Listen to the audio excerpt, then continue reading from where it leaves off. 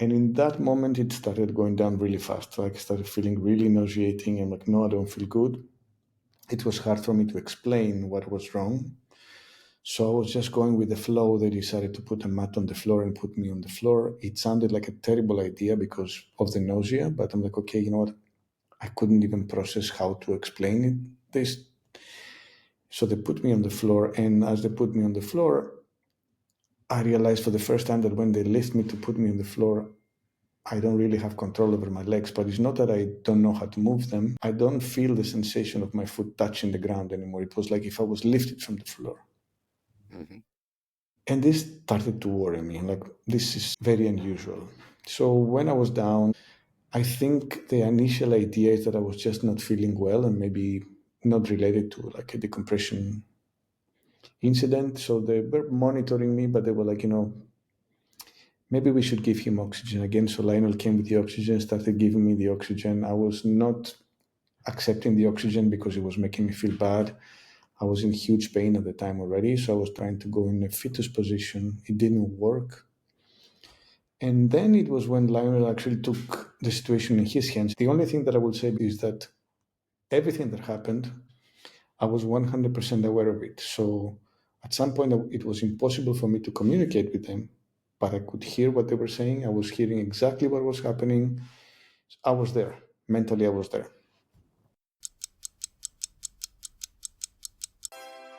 You're listening to Speaking Sidemount, the podcast where we talk all things sidemount and cave diving, from equipment, skills, techniques, and cave diving expeditions to interviews with some of the world's top sidemount and cave divers.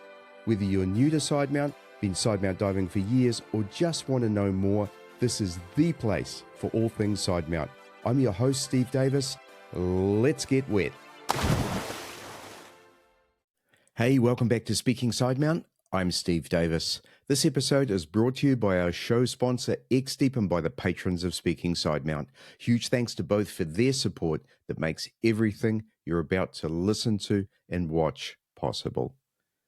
Now, in this episode, I catch up with Stratis Kas. Now, anybody involved in technical diving, I'm sure will know Stratis' name through his cave diving and instructing exploits in Greece and Italy in particular. Stratis has been involved in some of the most epic cave exploration projects in that region. He's also recently become a co-editor and the marketing director for In-Depth magazine. As you know, that's run by Michael Munduno, one of the very, very best, if not the best, publications in technical diving. Stratis has also been involved in the production of a couple of really, really good books in diving. One of them I was involved with as well, Close Calls, where he collated a number of stories from top divers around the world about close calls incidents that they had experienced so that others may learn from those experiences. And on top of all of that, he's compiled a book on cave diving. Stratis is a great guy, a good friend of mine, and I was horrified to learn recently of a DCI incident that happened on a series of dives that he did in Mexico earlier this year. Now, thankfully, there's a great outcome from this story, so we'll start with that. But in this episode, Stratis and his good friend Lionel Wolovitz go through their experience of Stratis having a serious DCI incident, what happened, what led up to that incident, what they think may have caused the incident in terms of mistakes that they made, and they're very open about that. And then the epic, and yes, let's call it heroic, rescue that Lionel and his friend Ruben undertook to get Stratis to emergency support, to hospital, to the chamber, and to the treatment that he needed to overcome the DCI incident that he experienced. The guys in this episode go through everything that happened on the dives. They go through the dive profiles. We learn about some of the issues that may have contributed to the incident. We learn about lessons learned, and of course that's so important, and it's something that Stratis is very passionate about in sharing these incidents, not sweeping them under the carpet, not trying to hide them, fronting up and basically acknowledging your mistakes, but at the same time sharing so that all of us might learn from these experiences. It's a great episode. At the end of the episode, we recount all of the lessons learned and how they might support us as fellow technical divers in our diving and how we might learn from those. So wait to the very end to hear all of that. I hope you enjoyed this episode. If you like Speaking Sidemount, please do us a massive favor. Could you please like, subscribe if you're on YouTube, give us a comment. And if you're watching on any other platform, for instance, Spotify, hit the 3 dots, give us a review and write some comments in there. It really makes a difference to the algorithms and helps us present Speaking Sidemount as one of the premier diving podcasts available. Thanks so much again for listening, and let's get on with this episode of Speaking Sidemount.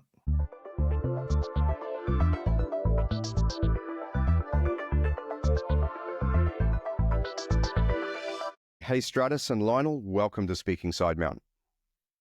Thank you for having me again. Thank you for having me for the first time.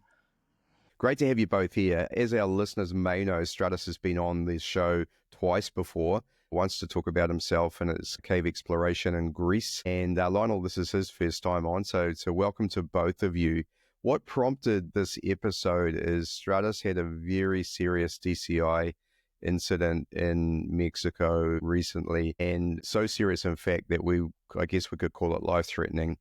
And what we're going to do today is talk through that incident, but we're going to talk it through from the perspective of the entire corpus or the entire group of dives that led up to that. And I think the main thing, and I know Stratis is driven by this philosophy, is that we can all learn from incidents that happen. His book, Close Calls, is an example of that.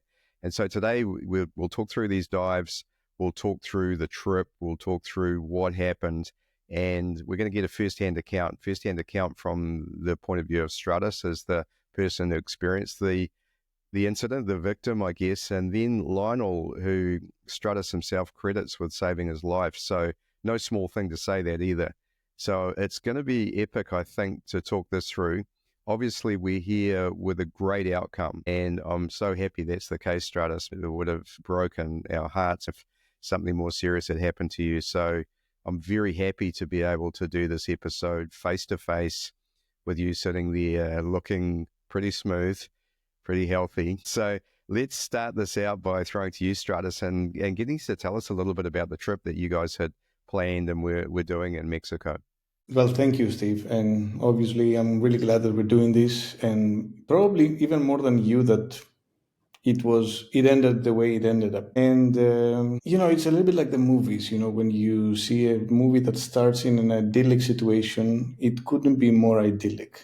And I will not make it long, but it's important to underline that, because I think it is partly connected to the reason of why things went south, of how idyllic it was. Mexico, in the last few years, it has been for me the place to go when I wanted to do chill, easy dives, because of the water temperature, the lack of flow, the lack of dry gloves, the lack of having to dress under the rain. And because when you are there, you're a little bit more, you're just focused on diving. There's nothing else. It's not like a weekend thing in France. You go, but then you have to go back to work.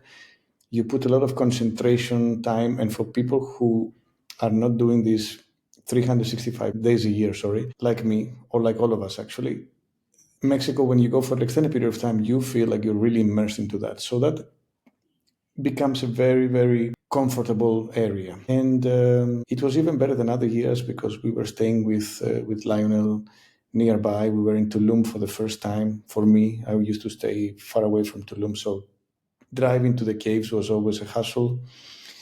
I was very lucky because I had a good friend that gave me just an apartment to stay. That was this massive villa in Tulum with a swimming pool. I couldn't believe it, 5 bedrooms just for myself. Nice. It was too good to be true, no?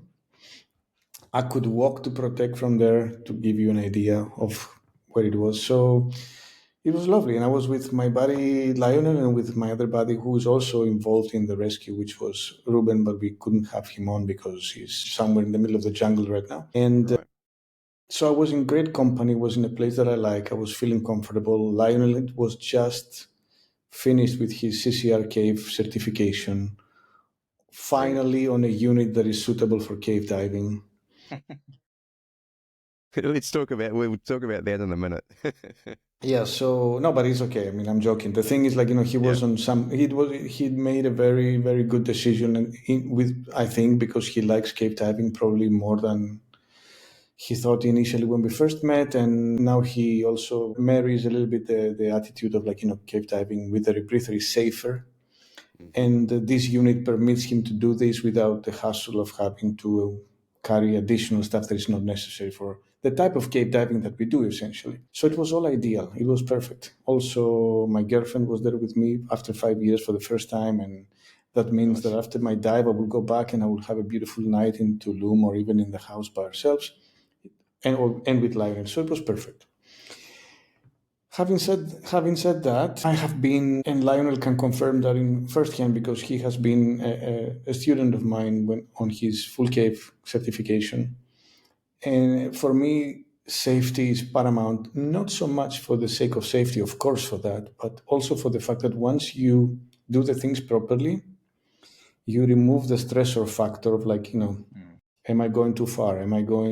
When you know you're doing everything right, then you can enjoy any kind of environment that you are. And the cave environment is no different. So it's very strange why I arrived to skip so many red flags along the way. Yeah. And I can tell you a couple of them, you could say some kind of complacency that we all have, but not too much. A couple of them could have been maybe the fact, okay, we traveled all the way here, I cannot lose these dives, which is big. a massive mistake that I will never do again. But there were also a couple of them that you wonder. I look back and I think, like, how is it even possible? Yeah. And let's hold up there and just invite Lionel in for a minute. Lionel, just tell us a bit about that section that Stratis was talking about, where you're full cave certified. You've just transitioned rebreathers. What rebreather were you diving before, and what are you diving now? So I had quite a lot of experience on a JJ, and then about a year ago, I decided I was thinking about Sidemount rebreather, and I actually went to Flex 2. Which I very much enjoyed. But that was open water in Gozo. And I just got frustrated with the asymmetry. I wanted to carry two, you understand, yeah, and I think everyone watching this will understand. Yep. I obviously, therefore, used to electronic rebreathers, but I started increasingly, even them, flying them by and large manually. But then I decided, no, I wanted to go get the right unit for the job, and that's when I went to the Fathom Gemini, which I've been very, very happy with, and now I'm a complete convert to a manual rebreather. And as Stratis says, all the benefits that a rebreather gives you in the cave, in the cave situation, as he said in the survey we did, the gift of time. Yeah, when I trained on the Sidewinder with Ed Sorensen, the mantra that he goes by is gas stress, distance stress, time stress. So you no longer you limited on gas, no longer you don't get stressed so much by distance from the entry, and just you've got so much time. So yeah, I agree. And I completely understand what you're saying about asymmetry. I really looked pretty hard, not so much at the flex, but I was pretty enamored with the Dive Soft Liberty, and there are so many people who absolutely love that rebreather, and I respect that. But that was the part that I didn't really like, was the fact that it was on one side, I had a bailout on the other. And what I love about the Sidewinder and the Gemini obviously is incredibly similar to the Sidewinder. Yeah. Is that you basically have redundant bailout, then you go straight back to side mount diving. And if you have a lot of experience in side mount, it's just beautiful to do that. I've recounted previously my bailout experience of Monkey Dust, where it was just the easiest thing ever. And my dive could have continued if in a different world. But anyhow, we've been there before. So fantastic. So great that you were able to do that. And CCR Cave is a great course too. Where did you do that? I did that actually in Mexico. Right. That was interesting, obviously. And it's more realistic because your bailout exits or your emergency drills are, reasonably far into the cave. So you're not doing Mickey Mouse exits, you're doing proper exits with varying profiles. So, you are using all those skills, making it as realistic as possible. So, no, it was very good. And then I did quite a few rebreather dives before Stratis joined us. So I was very comfortable. I'm comfortable with rebreather diving, but I was comfortable with that unit in the cave environment, which made it so, when Stratis will go on to talk about the series of dives we did, I was familiar with those caves. I was familiar with the unit.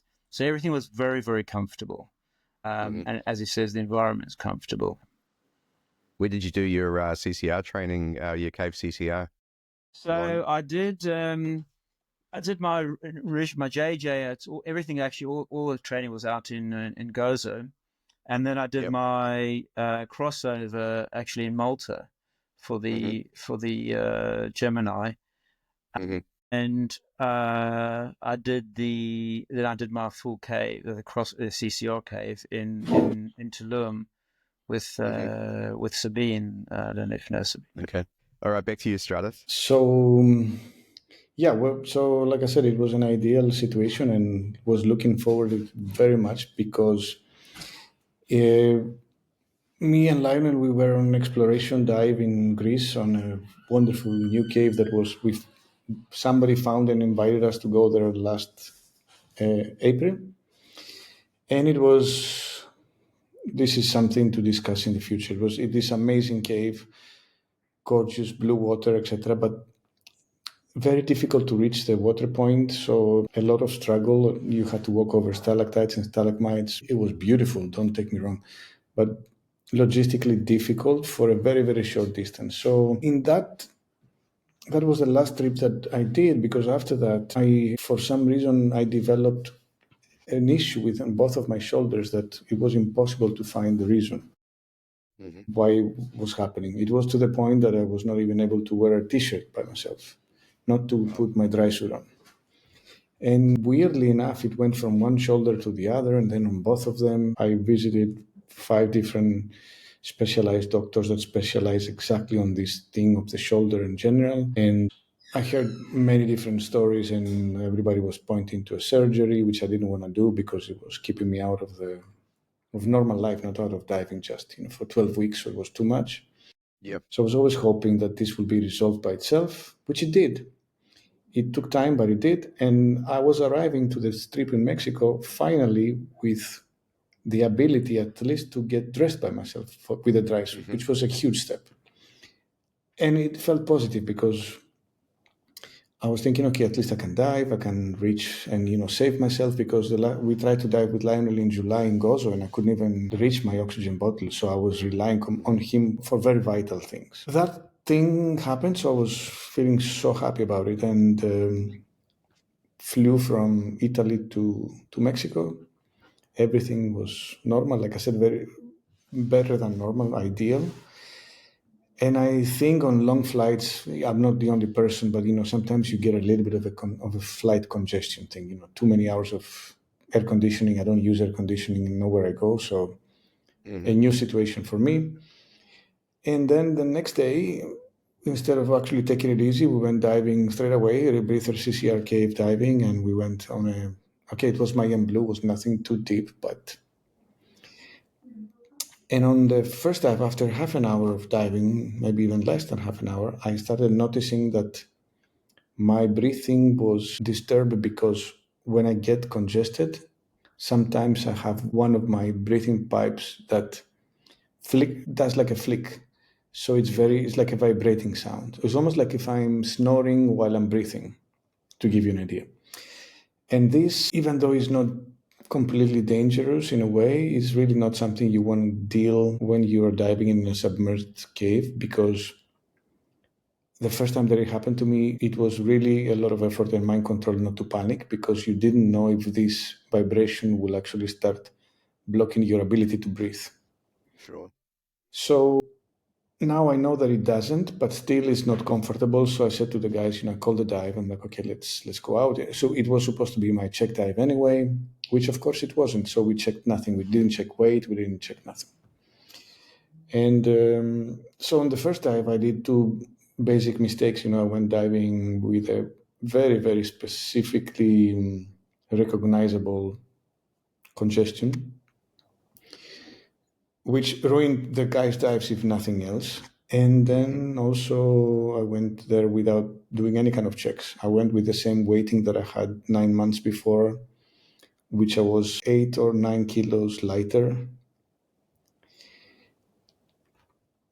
So Yep. in this and case, with we've all been there, haven't we? I mean, it's just such a familiar story. I mentioned off mic that I have a pretty serious decongestion story, if you like, as well. In the same place Sure. in 2022, I was doing my Mod 2 Sidewinder course, so the 60-meter course. And I hadn't seen my son for quite a long time. He was working on super yachts in Florida.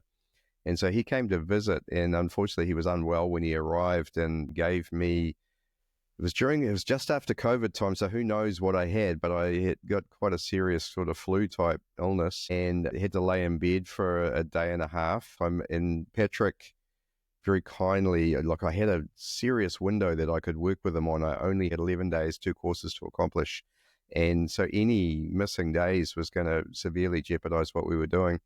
And so I came right from this flu after about a day and a half, and then we pretty much did a day of classroom, and then we had to get back in the water. And I was still pretty congested, and we did a dive at Cenote and Halita, which is just beautiful. And it was 55 meters.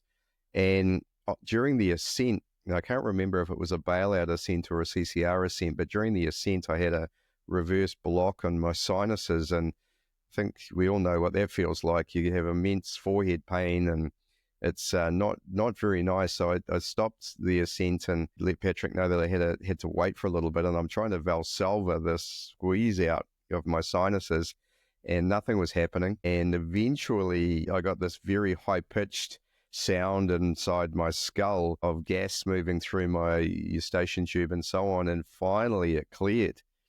But it was pretty immense, and I had the honor of blowing a bit of blood out at the end of the dive. So not what you would call a very smart thing to do, but under exactly the same sort of pressure that you, I think, might have been feeling, or a similar pressure, which is I'd flown from New Zealand to Mexico. I had an 11-day window to accomplish my goal, and if I didn't get in the water, I might not have achieved that. And so I made a judgment call to do the dive, and it worked out okay for me. But that equally could have turned out pretty ordinary if I'd, damaged an eye, for instance, or, any number of things can happen.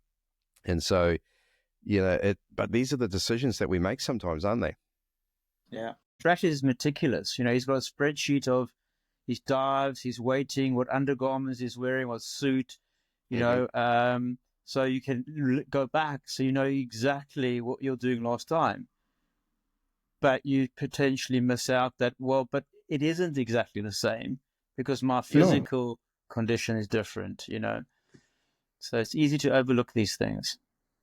Yeah. And it's stupid to overlook these things, but back to what you said, Steve, you had at least the excuse that you had a mission. Mm-hmm. It could have been, maybe it was just for your accreditation of your course. It doesn't matter. You come from the other side of the world. I was too, but I was coming for fun. So if I wouldn't dive the first 2 days, nothing would have changed. I would have just dived less. So does this make me a diving enthusiast that I just couldn't wait to get in the water? Sure. Does it make it smart? No. Yeah. Gotcha. And that's what Lionel said. It's actually true. I have different weighting tables for different types of seawater. Sardinia I have a different weighting table than Greece. It's very different. If you go to the north of Spain, it's still in the Mediterranean part. It's still very different. And I have everything because I don't want to be underweight, because I'm also following a little bit Patrick's concept of being borderline underweight, which is wonderful, but you don't want to be too underweight. So correct. In this dive, everything was correct, everything was fine, and I was just 8 kilos of body fat, weight heavier, so extremely underweight in a way. So don't know why this thing happened. Anyway, called the dive, came out, didn't took any kind of notice of that because the dive was too short and maybe I was focusing too much on the problem that I had with my throat. So we decided, let's go and give it another try to see if the next day the congestion is gone.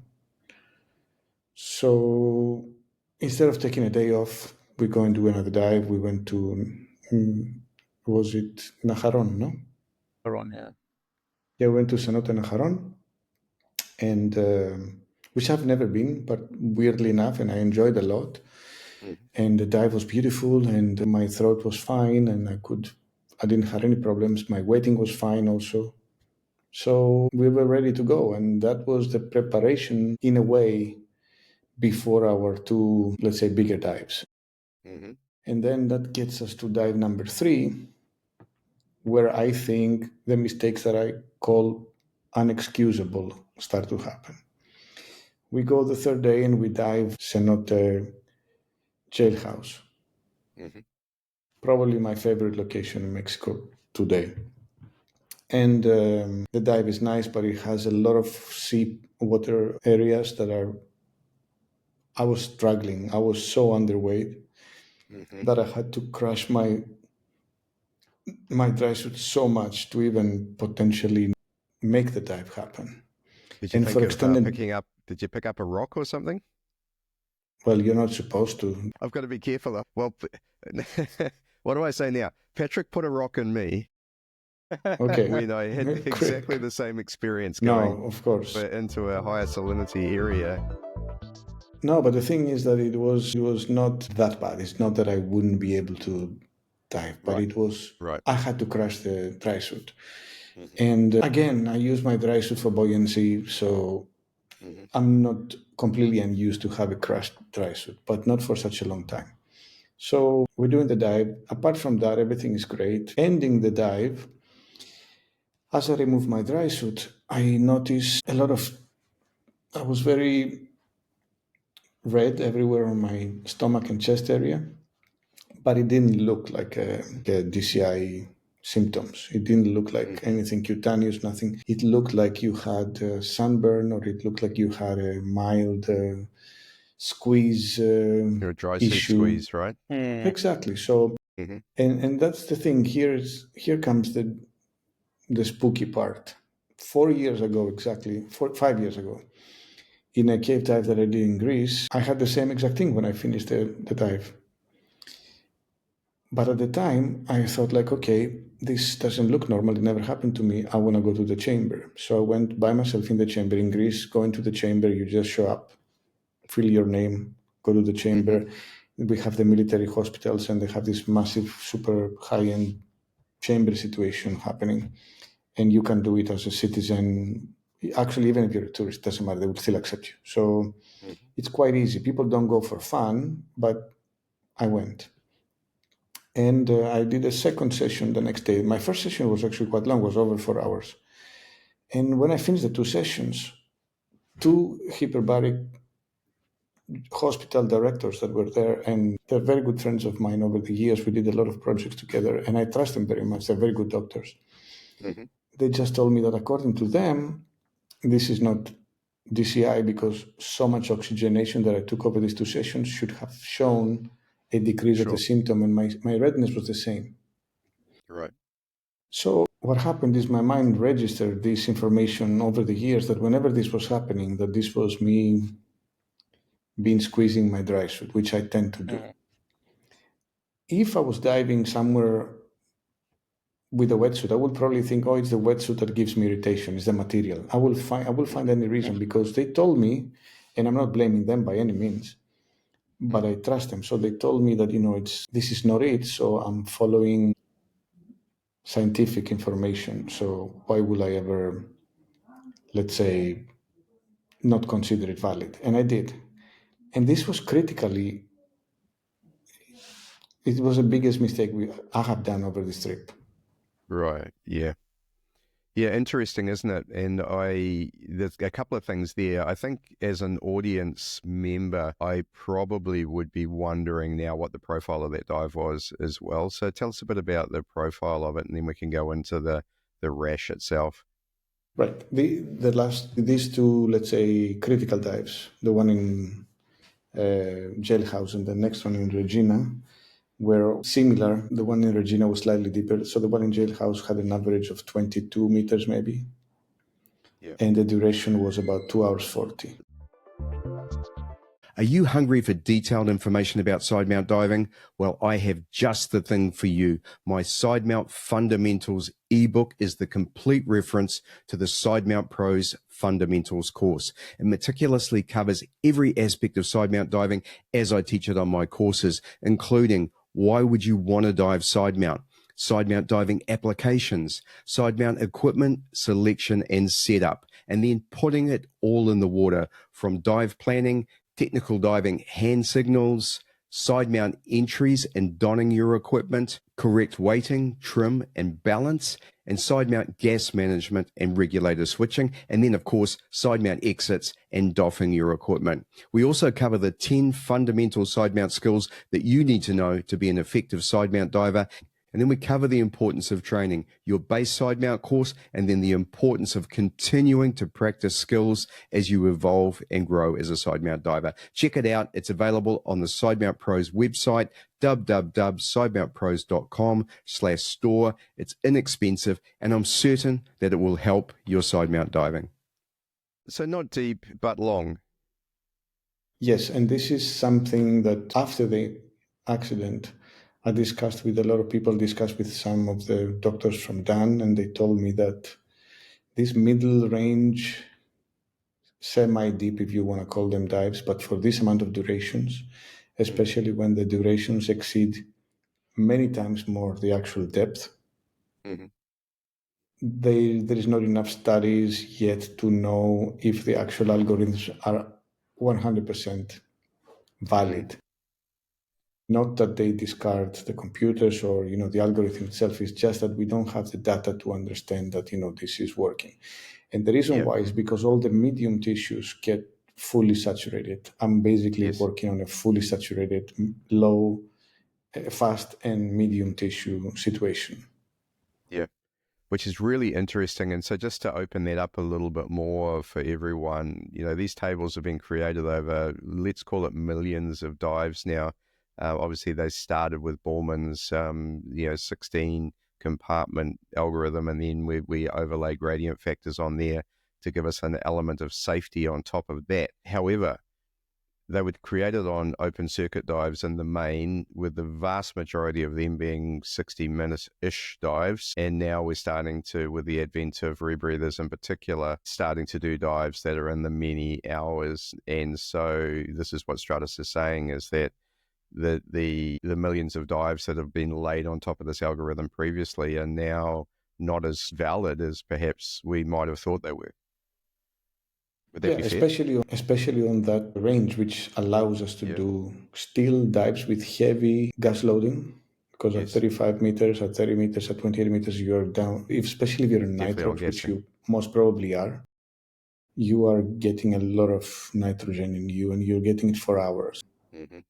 It's complex. I'm not saying that this is the only issue, because obviously if it was the only issue, my other two buddies that were with me, they would have experienced maybe not the same level of incident, but some kind of symptoms, and they experienced absolutely nothing, which makes me... That's an interesting factor, because particularly in the cave, by definition, your profiles are very close.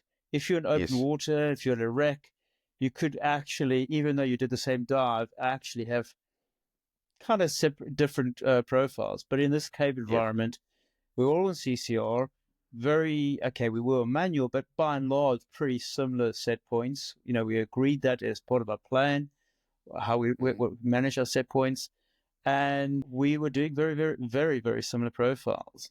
And in fact, all of us did all 4 dives, and yet someone has it. So, it's an imprecise science. 100%. And it does point to the individuality of everything, doesn't it? What works for one doesn't necessarily work for another. And I think we're going to get into some of the other factors that were unique to Stratis as well, in terms of what may have led to him having a different outcome to you guys. So, but that's an extremely valid point, Lionel. And let's carry on. Thank you. Obviously individuality matters a lot, but also the thing is that on dive number 3, which was the jailhouse dive, I was already bent. This was 100%. So you had a skin bend the day before, right? Yeah, absolutely. And I finished the dive, I went home, I put my swimmer on, I went to the beach. It was late afternoon, so it was not even super hot, but laid on the beach, went out for a drink, had a beer. Tired? No, I was completely fine. I was just annoyed by this itchiness, but I thought, okay, I know what it is. So I'm very tolerant to pain and discomfort when it comes to when I know that things are not dangerous. And obviously I was there. I had to capitalize on the fact that I was there, and not just for the dives, for in general. And went out, had wonderful local Mexican street food, and a couple of drinks, nothing excessive. And the next day we went for a 3.5 hour dive or whatever it was. I don't remember. 3 hour dive on 34-meter type thing when I was bent. So that is the difference. That I went diving bent and they went diving healthy. So yeah. And In the report, you mentioned dehydration as well, and in my mind, having done a few episodes on DCS now and spoken to Simon Mitchell about it on episode as well, this dehydration factor is massive, and you can overhydrate, but dehydration definitely places you at risk. So talk through that a little bit as an overlying factor, and then as we talk through this last dive. Thank you. This is critical. I think this has been my big lesson from this thing. I don't think I'm the only human that needs an app or a reminder to drink water during the day. Most humans that I know, they're not really, actually not most, many of the people I know, they're not really too keen on water just, for the fun of it. So they do it out of healthy reasons, etc. And I completely agree with that. And I did it when I was doing sports seriously. I was hydrating seriously, but actually, even when I was doing deeper dives, when I was doing trimix dives, and when I was doing week-long 80-meter dives, I was sleeping properly, hydrating properly. But Mexico, and it's not the fault of the location, obviously, it is a recreational location to me. It has always been like I said, it's warm, it's nice, it's easy. If we don't like it here, we go there. It's so simple that regular rules on a week-long massive dive, because I know that I will get some backlash from this. I think a 3.5 hour dive at 35-meter average is a massive dive for most people. And it needs to be taken with the things that I know, with many more precautions than a 60-minute dive at 80 or a 60-minute dive at 60. Sure. For whatever reasons. But no, Mexico is recreational. So yeah, instead of actually sleeping early and having water and watching what I'm eating and getting into a routine that will actually make me even wake up considerably adjusted to jet lag, I just took it easy, and it's this time didn't work out. So dehydration for me is a major factor, because since I stopped sports, I stopped hydrating properly because I didn't feel physically the need to hydrate. Yeah. Just to give you an idea and to make it more obvious to the people, and we'll get there, but imagine that the first day that I was in the hospital after the incident, they gave me 8 liters of liquids. Wow. That is 2 gallons, more than 2 gallons of water. And I went to the toilet to pee 500 ml. Wow. I was 7 liters and more dehydrated as a human being. So that was more than severe dehydration, and that was definitely the reason what it happened. And it happened already on the previous dive. So I was, because of dehydration, because of all the other factors, they're just underlining the fact that I didn't do things properly. But the dehydration was what it actually did it, I think. Yeah. Makes sense. Okay, so let's talk about that dive a little bit further. So obviously it was a long dive, average depth 35 meters, relatively deep. Tell us a bit about the dive itself in terms of what you were doing, and then especially the exit, how you felt during the exit, and then what happened as you started to experience symptoms. I will go one day back just quickly because it's important. Yep. After the end of the dive that we did in jailhouse, I exited and I was packing my stuff and I was getting my things together, and I looked at my computer, and as I was downloading the profile of the dive, I realized that one of the sensors was off. So it was basically open on air, and instead of showing 0.21, it was showing 0.46, which didn't make any sense. It was a brand new sensor that Lionel brought me from Europe, which obviously that doesn't mean anything. It was working for the first 2 dives. In this dive, it didn't work. I thought maybe it got some humidity. I opened the head, I let it dry, and the next day I thought like, okay, anyway, we were passing every day from Protect to get cylinders and stuff. I'm gonna get a new sensor from there. So the next morning I'm waking up and I'm putting the unit together and the sensor is working. And I'm thinking, okay, maybe I don't need to buy a brand new sensor. I just bought one, why spend another €100? I mean, I just flew across the ocean. I just have tens of thousands of euros invested in learning and teaching, and I don't want to buy €100 sensor, which is silly because normally I'm not cheap with these things, and it surprised me. But in that moment, I just felt like, you know what, I was more angry. Like, how is it possible, a brand new sensor now? I don't want to let them win. And I don't know who was winning or losing. In this case, it was definitely it was not them. It was me, if anything. So I went to Protect, and I'm like, okay, if they have one sensor, I will buy it. So I went there and they had one sensor. And I still decided not to buy it because I'm like, okay, you know what? I'm going to give this sensor another chance today. And if it acts funny, then I'm going to buy it. Mm-hmm. I don't see the logic in this. I guess you can rationalize. You've got 2 other sensors. How were the other sensors behaving? They were fine, but let me explain you why it was not good, because it's not that he was so off that he will actually not being calculated. Yes. He was just extremely slow. Right. So if you see the profile, which I will send you so you can upload it also to show to them, I have the profile, I have the millivolts of the sensors. Yep. And you can see at some point massive differences of how slowly it was following the others. Mm-hmm. Very few times it was out of calculation, which means that at many times during the dive, we can say dehydration, we can say this, we can say that. I'm not completely excluding that one sensor that was completely showing the wrong behavior, who knows what it was actually doing, it was not so wrong to actually be excluded. And then I was not working with 2 healthy sensors. I was working with 2 healthy sensors and one that was following. Right. And you're diving which rebreather? The Sidewinder. So let me just understand what you're saying, because if it was me, I'm looking, you're driving at a 1.3 set point, is that? No, we had to at some point due to the gas and to the depth, but generally the shallow parts are around 0.7, 0.75, maybe 1, and the deeper part, unfortunately, there. But what I mean is that most of the dive I was normally keeping it around 1. Yes. But you will see it on the profile. There was a time that 2 sensors were showing 1. And one sensor was showing maybe 1.3 for maybe 5-6 minutes. Right. And the combination on all of them was actually calculating my decompression.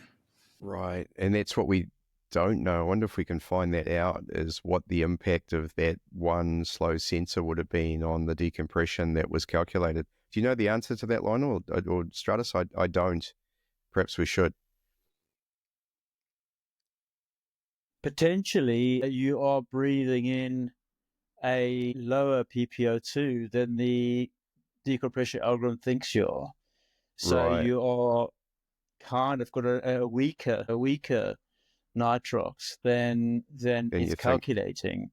So that would be the worst case. Obviously, it could be the other way around, but in that case, yes, it would. Yeah. It would be interesting to know whether that one cell gets voted out in that, or whether it takes the average, and I don't know that. It does. Unless it's excluded. Out. Yes, unless it gets voted out, it will take the average.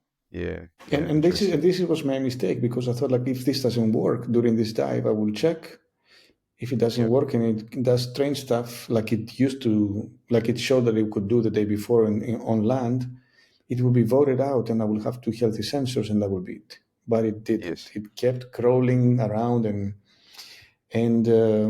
then I made another critical mistake, which we never spoke in the thing. And I'm like, okay, you know what? It doesn't matter. I'm just going to keep it in a good, healthy level for breathing. Anyway, I'm diving with 2 other divers on the similar profile, similar everything, and I will do the same deco that they will do. Right. This will make only sense if we are breathing open circuit standard gases. Correct. Meaning non-flexible gases. Maybe I'm breathing 0.75 average. Well, not that much. Maybe I'm breathing 0.9 and I should be breathing 1.1. Yes. And they are breathing Gotcha. 1.1 and I'm breathing low. Who knows? So 100%. this was the thing. So then the fourth dive, I'm going into this and I'm thinking, okay, I will definitely call the dive if it shows signs of doing this.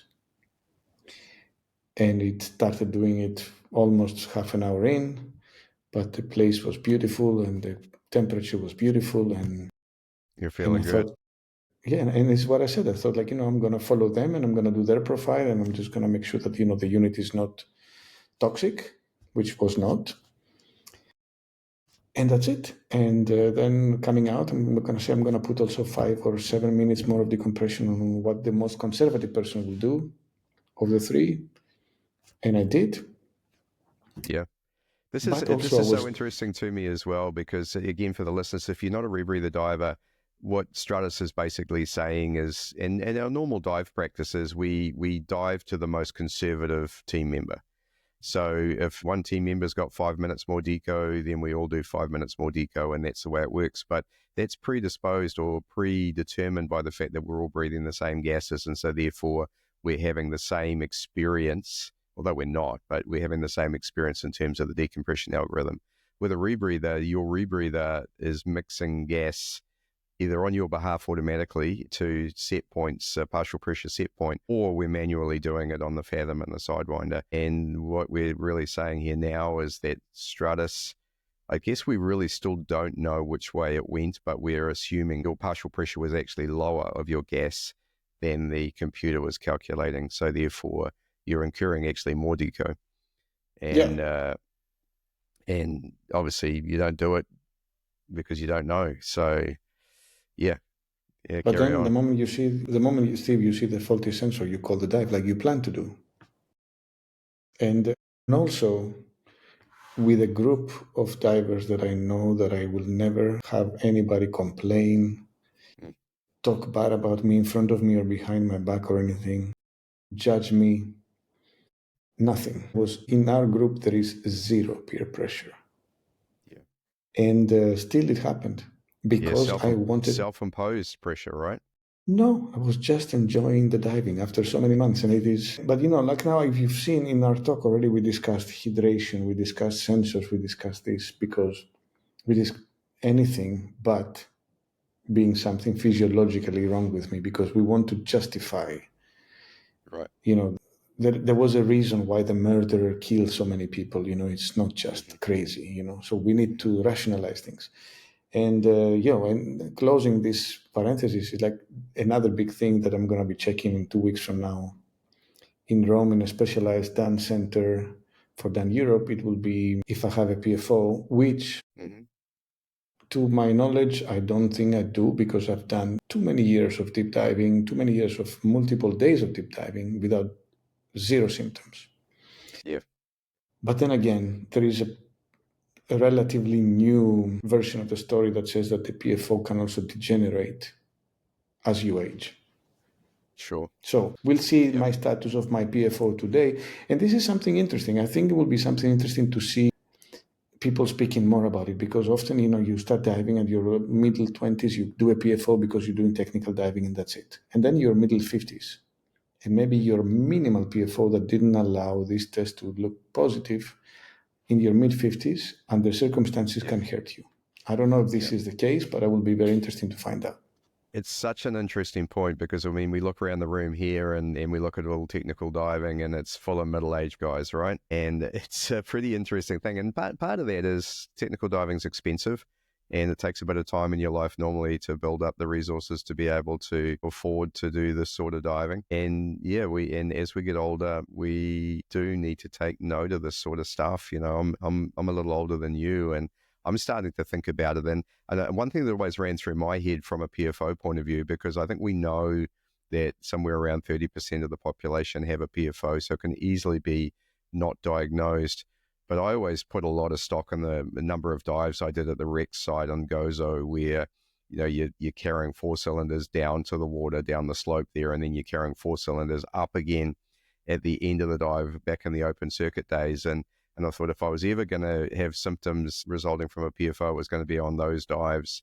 And yet the point you raised is one I never considered is in that respect, is that as you get older, this could become worse. Yeah, I mean, I rationalized the exact same thing. I've done, lots of deco dives and no problems. I've been doing lots of deco dives before Stratis joined us. But I've got to say, Steve, as soon as I got back to the UK, I had my bubble test done. Unfortunately, I'm completely clear. But I just wanted that extra peace of mind. I'm a bit older than you guys, and I'm fit and well, but it's just that extra peace of mind that you get from a conclusive test. Yeah, exactly. And so that's the thing. So dive number 4, like you said, and everything's wonderful. It's one of my favorite locations in Mexico again, and I'm living the dream because again, this dream team for me, and the place is beautiful, and there's day after day the places are exactly what I like about Mexico, not what is typically Mexican. I like the deeper dives with the bright blue water, and the guys are doing me a favor because they have been in those places before I arrived, but they know that I like, so we're going again. And it's gorgeous, and and I'm not underweight anymore. I'm probably overweight. But overweight is okay. It's uncomfortable in regards of like how you deal with it, but at least you're not squeezed.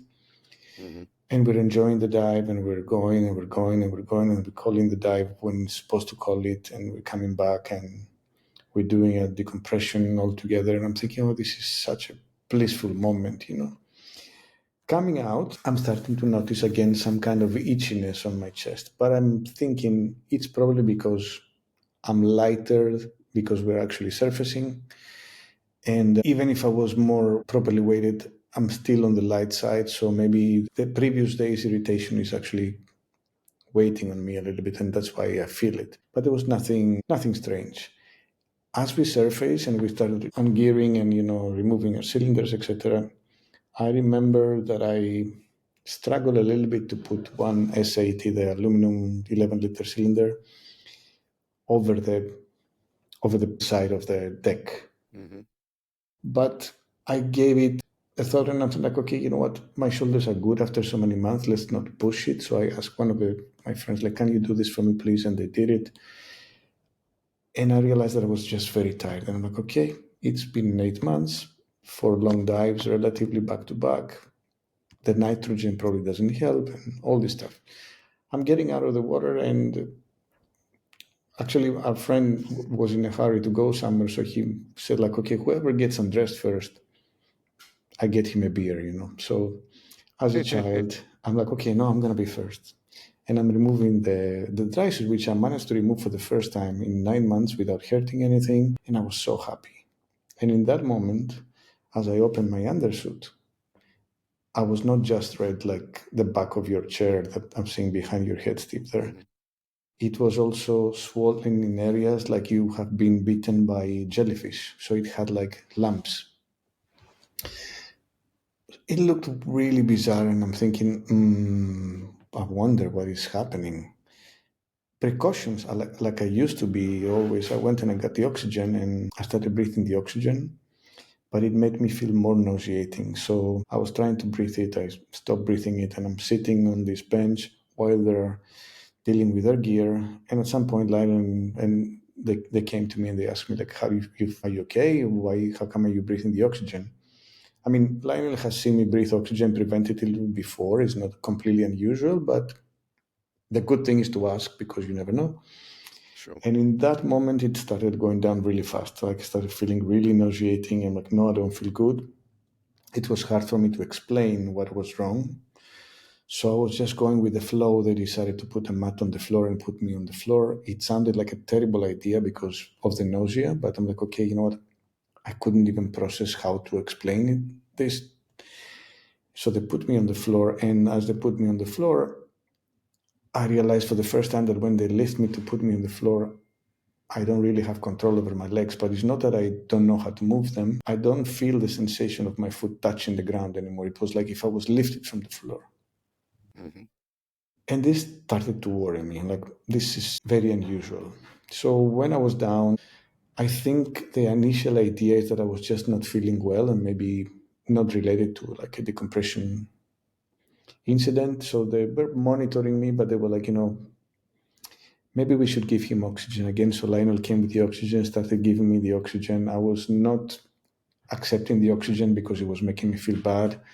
I was in huge pain at the time already, so I was trying to go in a fetus position. It didn't work.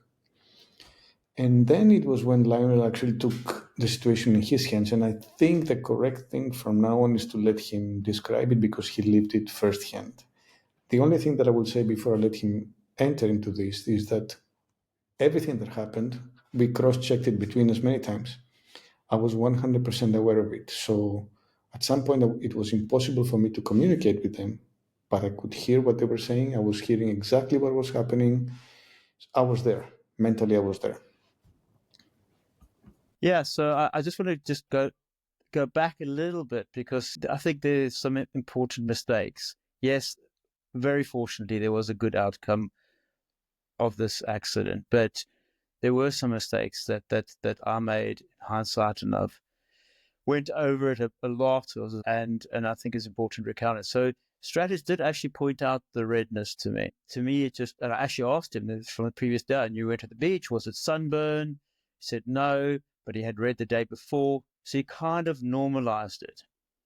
I did not take it that seriously, so this was a mistake. But then, obviously, as soon as we saw him going downhill, that's when we kicked in and took over. So he's lying down, and now we really need to administer the oxygen. He's struggling to breathe. He's trying to push the regulator away, and Stratis, I'll let him come in, but he was struggling to breathe. And as he says in the report, he felt like he was drowning. So he didn't have the strength to really overcome the demand valve. So I just basically put her on purge. Yes. And just kept purging it in, and he was losing his color. He's now starting to these spasms, convulsions, kind of lost communication with them, and we obviously realize this is a very serious situation. And it was really difficult to actually administer the oxygen. I actually said to my buddy at that point, I said, I'm really worried. I think this is a stroke. His legs were convulsing, his eyes had rolled back, didn't answer us. He's making these noises. Obviously, in subsequent discussion with him, he completely heard all this. He heard me telling my buddy that I think he's having a stroke. Those noises was him trying to communicate to us. The speech just wasn't coming out. So this is a point when I guess there's a second mistake. We just did not have the appropriate equipment for effective oxygen administration. We should have had a mask with a constant flow, and we had adequate oxygen, but not the appropriate. And what is my mistake I made is actually I've got in Gozo, it's law. I mean, we carry this all the time, every dive. I've also got a travel unit, a lovely unit by a company called Rescue EAN, that allows you to just plug it into any hose from inflator hose from any cylinder, and connect to a mask. I've got that. I didn't bring it out. It's not what people use in Mexico. So you normalize these kind of things. So yes, anyway, that was another mistake, and we should learn from that. So yeah, he really went downhill, but just managed to somehow just keep the oxygen going. Fortunately, what it seemed like an eternity, he did slowly start getting a little bit of color back, but the spasms seems to be reducing. And at that point, we decided it was safe and feasible to get him into the truck. I'll keep it brief, but we got him into the truck. He was on my lap, so I could physically hold him. We were in the jungle. We had to drive over roads, and at the same time be able to administer the oxygen, block his nose as well. And it was a long journey. It was over an hour to Playa, and we went through 4 cylinders. We had all our rebreather cylinders, our bailouts, O2 as well. And fortunately, it just ran out 5 minutes before getting to the the chamber. Stratis, do you want to come in on anything there? Yes, let's just not. It's very important for me to understand also that how, and this is my biggest lesson out of this trip and out of this incident. We hear it, a lot of people say always like, choose the people you dive with. It's so important. What happens if somebody panics in the water, if you need gas to share in the water, if they will give you gas or not. I'm realizing after this thing that, maybe I can save myself in the water somehow, one way or another. And I'm pretty sure that unless something extraordinary will happen, I can. But out of the water in this incapacitated state, now this is when I really want to have the right team with me. And this is when I really want to have the right team.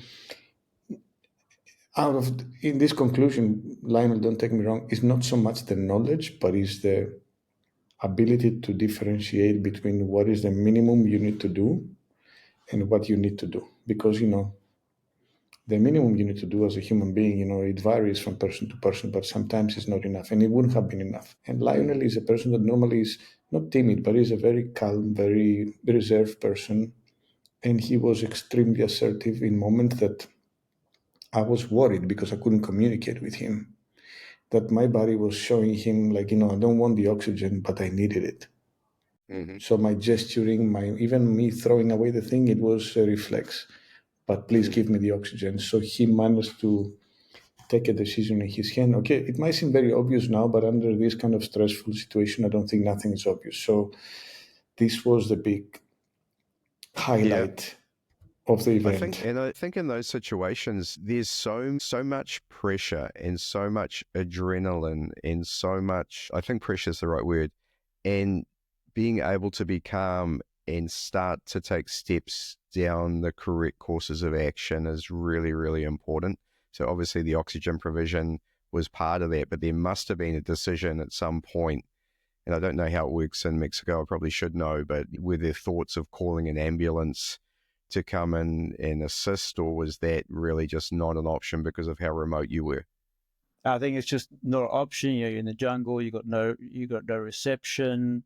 Right. By the time it comes, we're on the road, and I mean, I've no idea how long it would take. We couldn't afford the time to logistically explain where you are, etc., etc. So our decision was, let's just go straight, and it is an hour to Playa, but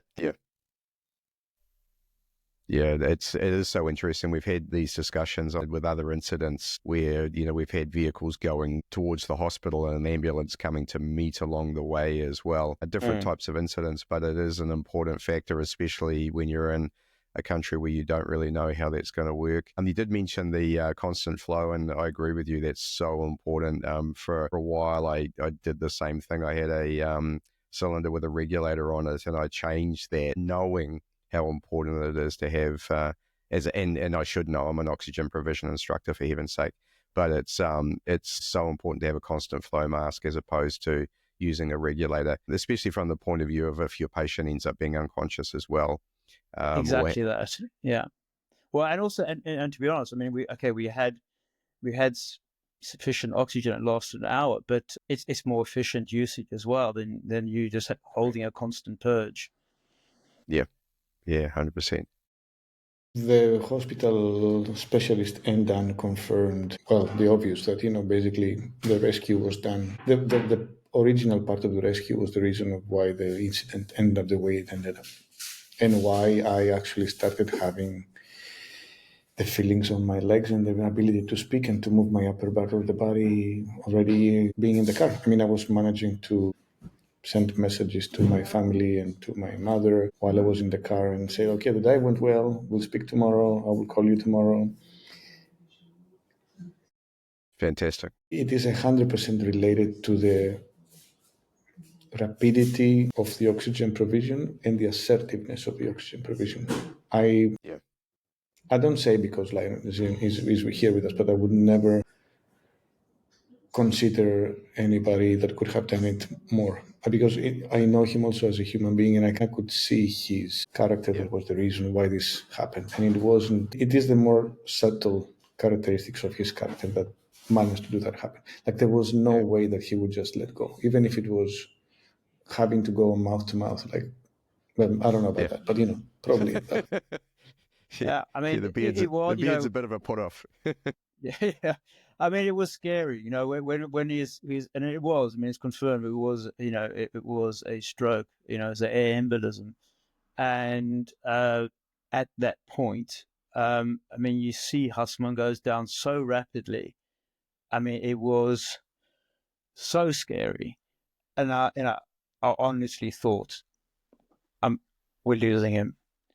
And at that moment, it became so clear what you had to do, so clear. And with such determination that I'm not losing you, buddy. I am not losing you. And really that just remained with us. So when he had come around, in the truck, such that eventually he could communicate, I was asking to communicate, I was asking to squeeze my hand. He didn't. And eventually he would start. And then I'd say, can you squeeze it twice? And it all these neurological things were improving. And so he was back, and then he started feeling tired. He closed his eyes, and that's when I said, "Don't. I'm not. I need to keep you. I know you're tired, but I need you to stay with me."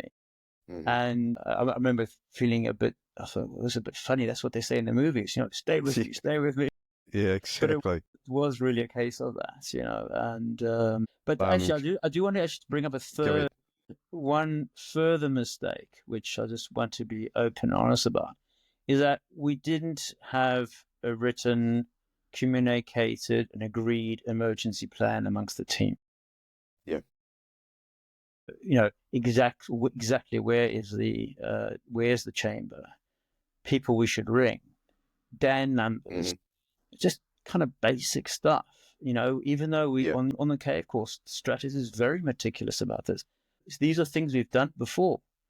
But it's kind of, again, maybe people don't really seem to do this in Mexico, just normalizing these things. And I cannot stress the importance of having this information to hand. Agree the plan. You agree your dive plan. Why don't you agree the emergency plan? So I think that's fantastic advice. And I think here's the point. I think when we go to super remote locations where we know we're going to have problems or we're on an expedition, yes, of course, we have a safety plan and an emergency action plan for those. But when you go to a dive destination, I mean, who goes on a holiday and creates one like that? We did. Yeah, I think very few do. I guarantee that if you looked around the dive sites in Mexico and asked, truck after truck, who's got an emergency action plan, the only time you would get I've got one and here it is, would be when you're dealing with an instructor and a shop. Of course they have them. But when you're dealing with groups of buddies that have gone on holiday together and are going for a dive, that's the one thing that I think that's one of the things that gets dropped. And I think you're raising a valid point. We should not do that. We should have these plans in place. And so that's such a good message. And that would have helped you, wouldn't it? It would, and it would have helped because, again, I was completely aware of the situation, and I realized that, one person was driving and, speaking on the phone and typing and trying to find out where is the place where we need to go and calling somebody, should we go there, should we go there? And I only in the back was trying to communicate with him while he's holding my nose and he's administering oxygen. So there is not enough staff. We were understaffed to actually have somebody to make a plan right there. And that's why you have to have it so that, the moment you enter also, sometimes it's a confusion. Should we go to the hospital in Tulum? It's more near, but it's not hyperbaric. Maybe it's better there. Should we go there? What do you have a plan, even if you decide, and if we do it as divers too, you stick to the plan. Yep. There's no confusion. The driver gets in the car, he drives or she drives, and they go to destination to what was planned originally. And believe me, there would never be a situation that we have calmly discussing, like, what about an incident like that? Should we go to a hospital? Should we go to the dentist? Should we go to the beach? Should we go to... It will be that. There will be no time for debate. Yeah, fantastic. I'm just thinking about the practicalities of that as well. Obviously, how do you get this information? I'm fairly certain if you walked into ProTech as a group and you were basing yourself there, you could ask all of the pertinent questions you would need to be able to create this plan, wouldn't you? Steve, sorry, emergency information is available online. We do it with Lionel when we go to places for the first time. We go to the south of Spain and we create an emergency plan. what is more inexcusable is that for a location like Mexico diving, you need to do it once because Yes. the police station is the same, the medical station is the same, the numbers are the same. So you do it once. You can even do it on the flight there, which you have 10 hours of doing nothing. Mm. It's Yeah, complacency. fantastic. It's just like that, like the same Yep. way that you wouldn't do an emergency plan going diving, going doing a DSD with your nephew. Yeah, 100%. But that's the thing. Once we turn this type of diving into a DSD or into a lightweight thing, it is lightweight until things go wrong, and it's possible. Yep. So that's it. But so we arrived at the hospital, and things got a little bit better. Then slowly. Even though still, from the wheelchair to the chair, I couldn't walk by myself. I had to be assisted, but I could feel the floor under my feet, which was already good. And my high pressure was 80 instead of 115, 117 because of dehydration. So this is the moment I realized it was dehydration. And basically not there and not the next days, but when everything was fine, after seeing my recovery, the doctor there, they told me that, this has been a bad one. They have seen very rarely situations that have been so bad and ended up so good, which is the good part of the story. So Fantastic. I need to make a quick parenthesis here. I don't want to over-advertise, but I have to tell you that I never needed done before, and this is good. And it was perfect from the beginning to the end, from the first phone call all the way to the end. And weeks after, even now, I'm receiving, messages from the various doctors who were involved, finding out what's my situation. And Fantastic. they were calling me every day because they're speaking to the hospital, but they want to know also my side of the story. And it's not about financial part. It's not that they're worried that they're being tricked into something that is not necessary. It feels very genuine and it's very thorough. So yeah, I'm very satisfied with that. I couldn't imagine not having them at this point. There's no way I would travel anywhere without having Dan insurance. That's absolutely. And look, we're probably all aware that there's been stories where things haven't gone quite so well, but the bottom line is that having someone there who's got your back and understands decompression sickness in particular and dive accidents, having someone like that who's got your back and can support you through that and help with the hospital sides in foreign countries, there's no question I wouldn't travel without it. And of course, also the whole medical staff locally there was wonderful. They knew what they were doing, very compassionate. You felt very taken care of, even from the people who were just doing your cleanup, or it felt very genuine and very human. So Terrific. That's our story, Steve. So well, a bunch of mistakes. It's an epic tale of woe with a great outcome. Just a couple of things that have come to me listening to that story. I mean, Stratis, you and I actually have never physically met, which is sad, but we'll fix that sometime soon. But we know each other very well online, and we've had lots of meetings and collaborations, all of which have resulted in us both considering each other friends. And I'm just so glad that this worked out for you. Lionel, mate, what an epic effort on your part, a life-saving effort. Heroic, let's call it that. I mean, like, well done and congratulations on. Thank you. Yeah, I know you don't need that. I know you did it for your friend, and that's something in itself. But to be able to step up and do what you did in the way that you did it, and to get this outcome, again, I can't say enough positive things about that. I just think it's epic, and the gift to both of us is our man is here with us this morning or this evening. Absolutely. Talking to us, and he's healthy. Yeah, not something I'd want to go through again, but the point is that you've learned, we've made mistakes, and I think the gift that we can give back is just being open about our mistakes. So hopefully others can learn and don't repeat them. Yeah. Yes, exactly. and do not underestimate the amount of things that could pass through your mind as normal, that they're not normal. And because on the flight back, I had a lot of time in my hands to go through what happened. And at some point, you're thinking, how is it possible? I mean, even this thing with the sensor. And I am Steve, we have never dived together, like you said, and obviously we never did a course together or anything. I am so meticulous about this thing because I think that when you can enjoy. My whole motto all my life used to be like, do things correctly so that you can enjoy things safely. Yes. And then you really enjoy them. Because me, if I'm risking my life, I don't feel comfortable enough to enjoy the environment. I'm focusing on what I'm doing wrong or overly risky. So this is really a big surprise, and I could never imagine that the complacency of being so many months out of the water and then being suddenly in the best place I could be in the water. Yeah. Yeah. Counting the days, which I didn't have 5 days to dive, I had like weeks to dive. So still didn't want to miss a single dive. Like it's the first time that I arrived and I dived the next day. I will always take my time, etc. Complacency is a bad It is thing. quite amazing. And what's sort of ringing my ears at the moment, I did an episode with Ben Remnants not so long ago. I think wonderful. It's 104.